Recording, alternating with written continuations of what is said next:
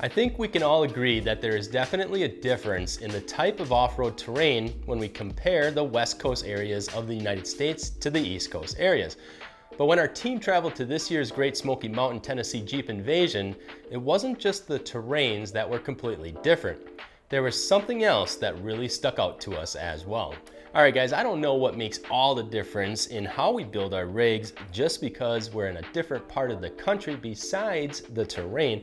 But one thing we can say for certain is that when we went to King of the Hammers with Brian Godfrey at Method Race Wheels and then to Easter Jeep Safari with the boys from Icon Vehicle Dynamics, we noticed that almost every Jeep was built with the primary idea in mind to be functional.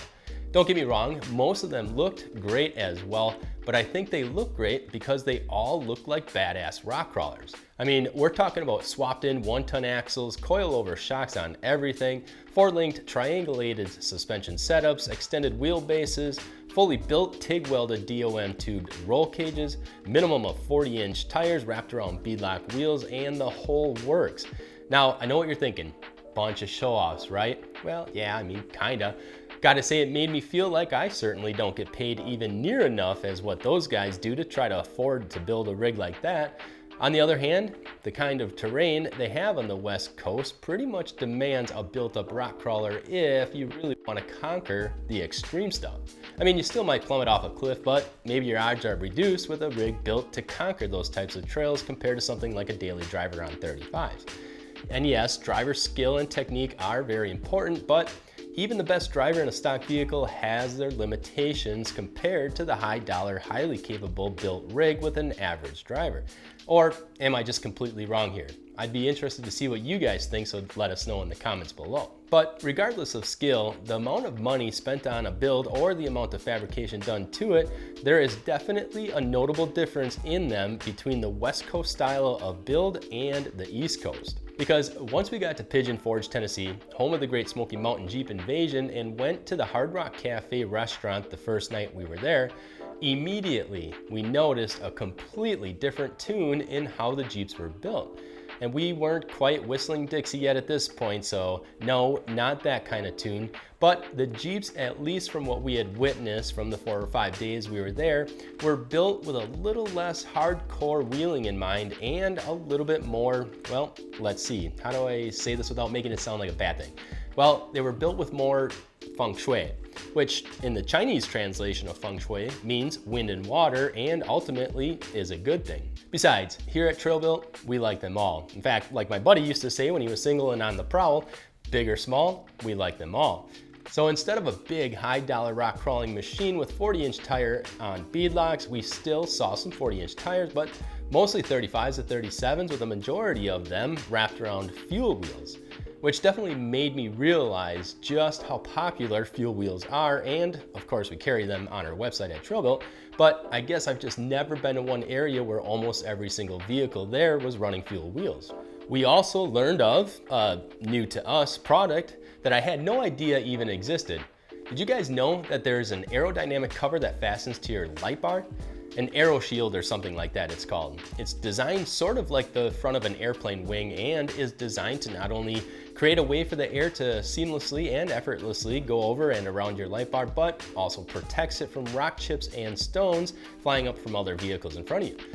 I have no idea how long these things have even been out on the market, but it was definitely a new thing for us. We learned there are about 1,000 different ways to mount LED lights on a Jeep as well, and multiple sets of flags and LED whips.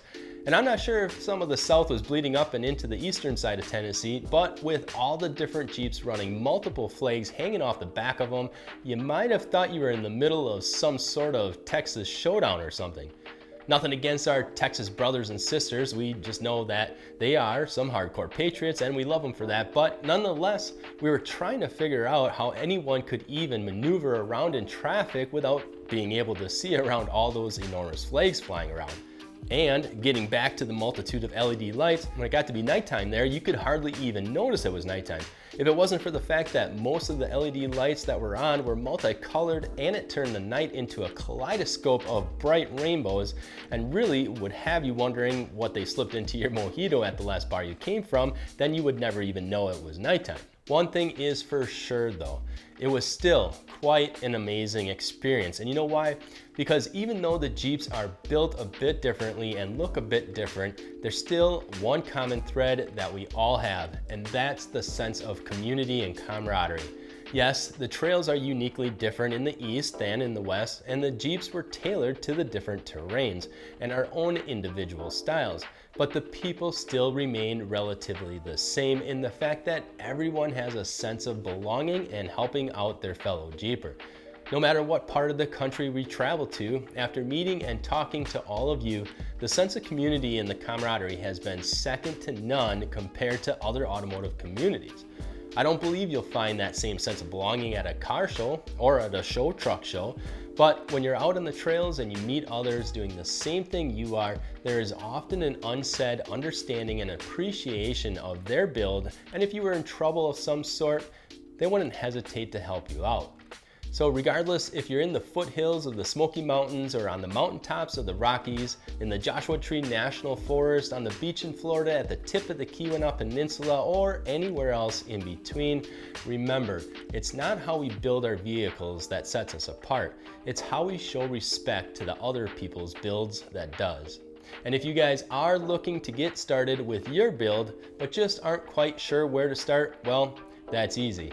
Start by heading over to our website at TrailBuilt Offroad and checking out all the different wheel and tire packages, suspension upgrades, and huge variety of accessories that we carry. And from there, the rest is easy. And guys, we also want to hear back from you. What are your thoughts on the different areas in the United States of the different wheeling communities? Do you notice that there's a way that Jeeps are built differently in one part of the country than in the other? I know we sure did, but definitely let us know in the comments below. And guys, as always, we appreciate all of you for watching and all of your support. I'm Josh from TrailBuilt, and we'll see you guys out on the trails.